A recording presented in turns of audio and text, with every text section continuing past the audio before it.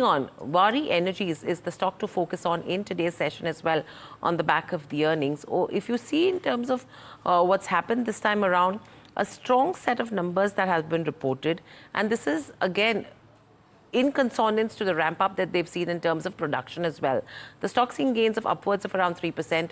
Amit Paithankar, CEO and whole-time director at Waaree Energies, joins in. Amit, good afternoon and welcome to the show, and always a pleasure to speak to you at NDTV Profit. A strong set of numbers, so congratulations on that front. If you could help us understand what has worked this time around for this set of numbers, and are you expecting this growth trajectory to continue for the coming quarters as well? Sure. Well, thank you very much for having me. It's always a pleasure to be on NDTV Profit. Yes, a good set of numbers. We do expect that to continue, and I'll deconstruct why or where does the confidence stem from. As an organization, we are actually concentrating on three pillars: sales, production, and projects. So from a sales perspective, if you look at our order book, it's very strong. It stands at 49,000 crores, 25 gigawatts. And we see a pipeline of 100 gigawatts ahead of us. And so from a demand perspective, it's very strong. Also, last quarter, we got 2.23 gigawatts of order from the US, clearly showing that US is continuing to be extremely buoyant as we expect it to be. Production perspective, we have had the highest quarter for us at 2.3 gigawatts. It's a quarter where we have broken all our previous records without really any major capacity addition at this point in time. Of course, a lot of capacity is being added, which brings me to the last point, which is projects. And so we have several projects where we are building new capacities. For example, our 10 gigawatts of solar cell factories coming up at Un, which is in Gujarat, a 10 gigawatts ingots and wafers factory, which is coming up in Butiburi in Maharashtra, and several others. So all of these projects are well on the way and are being commissioned at the right period of time. And so therefore, this is a three-pronged strategy that we have, and that's what is bringing success to us. And I think in the long run, this is what is going to yield success. Right. Well, hi, Amit. Varsha this side. Pleasure to have you. Amit, you have highlighted an order book, robust order book, I must say, of 49,000 crore. Just wanted to ask, what is the expected revenue recognition timeline from this order book that you're expecting? Right. So, there are three broad segments in that 49,000 crores, right? There is a US segment, which is of utility markets. And then there is India. And of course, retail is a very small part, but that's, it keeps in. And so book to ship timelines for the retail orders are very, very short. The India orders typically are fulfilled within 8 months to, I would say, one year, 2 months or something of that sort, right? And the US orders are a little long term. I would say anywhere between 1.5 years to 2.5 years. So that's the sort of revenue recognition period that we are talking about. I understand that you have a decent order book in hand that is, going to be executed in FY26 and 27 as well. But wanted to understand from you, what kind of order inflows, are you expecting from India as well as US? Are you facing any, challenges in terms of new orders that will contribute, let's say, from FY27 onwards, or, order inflow is still going to be the decent one that you were expecting? It's a great question, Varsha. I would like to say that, the two markets that we operate in, US and India primarily, are very secular in their demand. The energy demand from both of these markets is because of some very fundamental reasons. In India, of course, a growing economy, GDP continuously on the rise, and of course, new industries coming up. So there is a broad-based reason why, we have a voracious appetite for energy. In the US, there are three reasons, I would say, primarily. There are several more, but three primary reasons is artificial intelligence and the data centers that go along with it.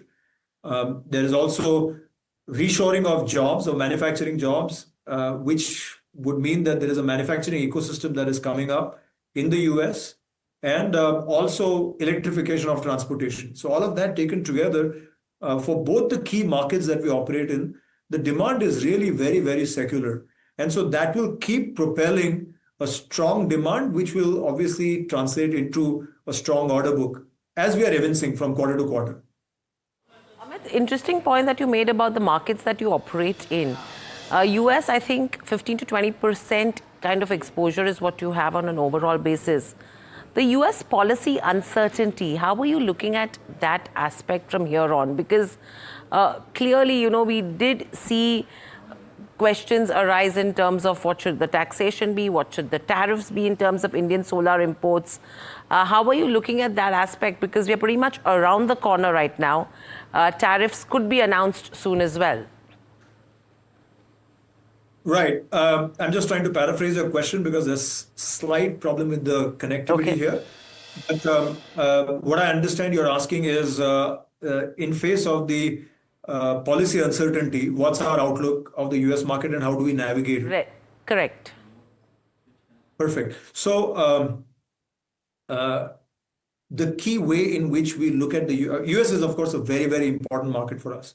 And the best antidote for policy uncertainty is making sure that our strategy takes care of it. And the primary element of that is the global footprint.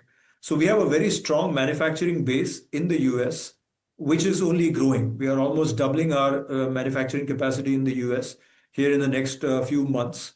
And depending on the way in which the policies develop or evolve, we can actually dial up our manufacturing in the US or take any other measures, even in India, from a supply perspective.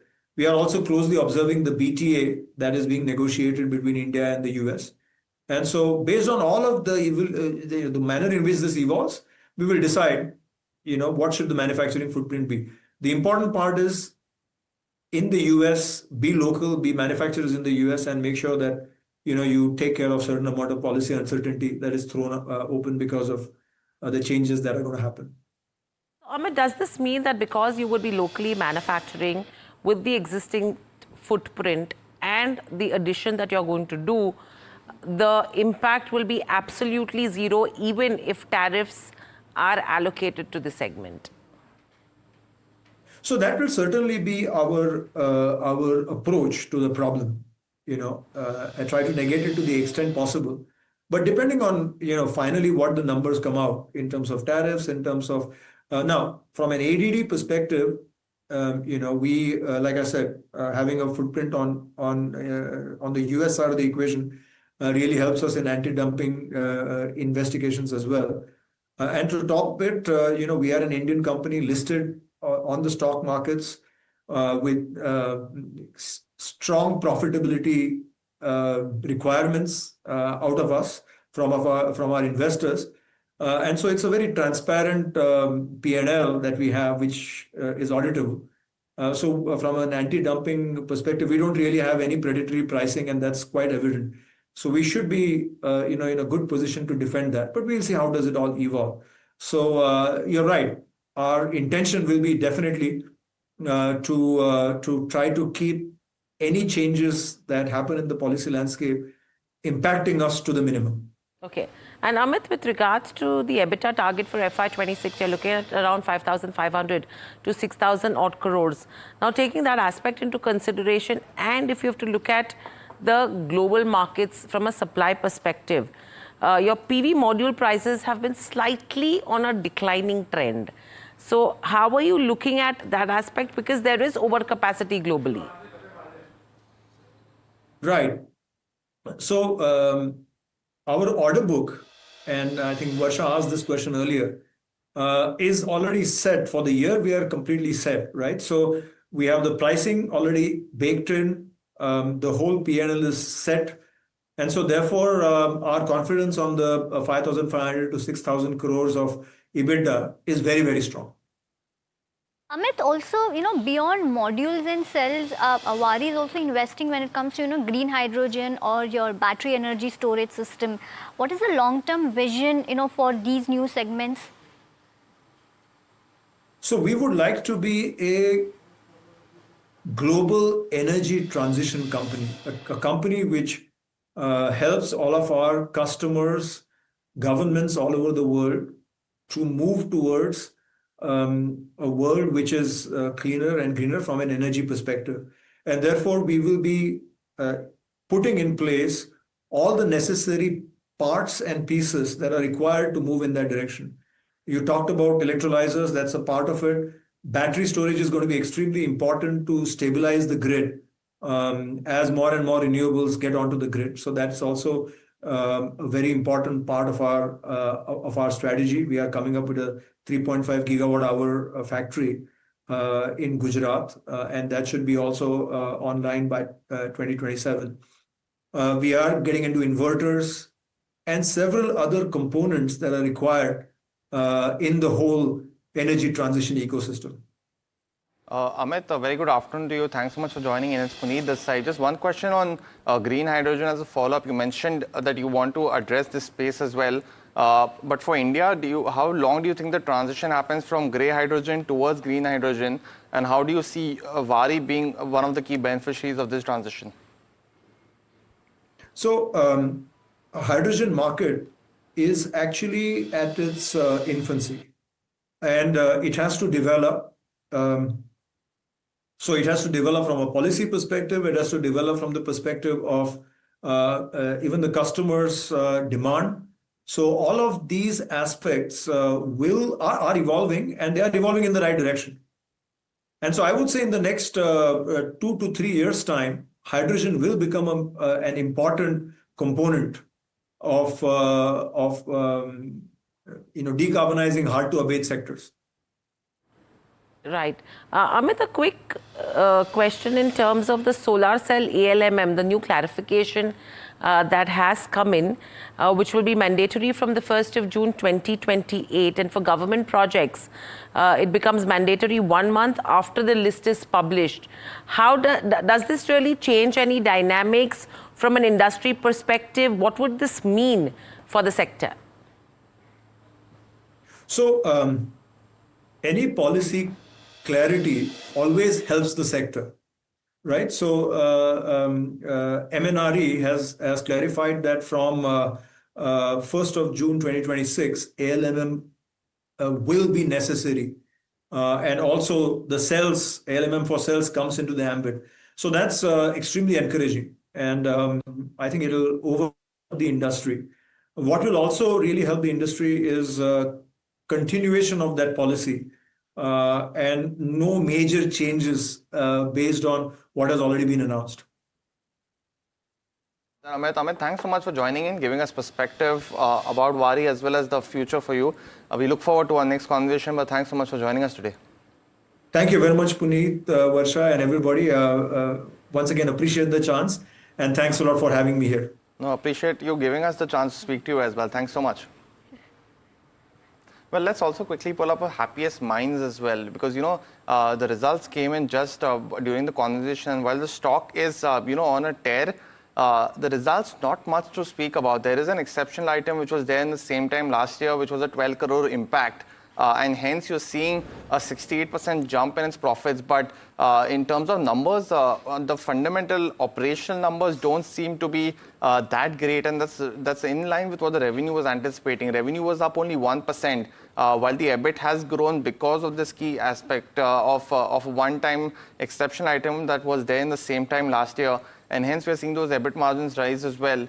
But largely, we'll have to look at the management and what comments they have in terms of the business performance impact because of tariffs, amongst other reasons. But it'll be something to watch out for as we get into the fundamental segmental performance of Happiest Minds as well. But let me go across to Prashant Tapse, who's joining us now, Senior VP Research Analyst at Mehta Equities. Prashant, a very good afternoon to you. Thanks so much for joining in and patiently staying by. Let me first actually get your view on Waaree Energies, because it's a counter that's done very well for its investors. Do you have any view on the same? Yes, very positive. I think one should focus more on the solar as a sector, where government has a lot of support with respect to the PLI schemes and a lot of schemes which are supporting this kind of manufacturers. Again, I like the company's exposure to the US market. I think the way they are planning to have an approach of manufacturing in US, that will obviously set off some kind of risk which other players are looking when it comes to tariff war. So That way, again, my focus would be more on the EBITDA margins, where YOY I have seen 16%, from 16% to 23%, a great move on the EBITDA margins, which is really giving some kind of comfort level for a fundamental analyst to have a very positive outlook on the Waaree Energy. Very positive on the outlook, what management has said just 2 minutes back with respect to their EBITDA margins, where they are expecting still there is a good room to grow from 23% to 25%. And the overall outlook for the year is really optimistic. So very positive on that, even comfort level with respect to the valuations concerns.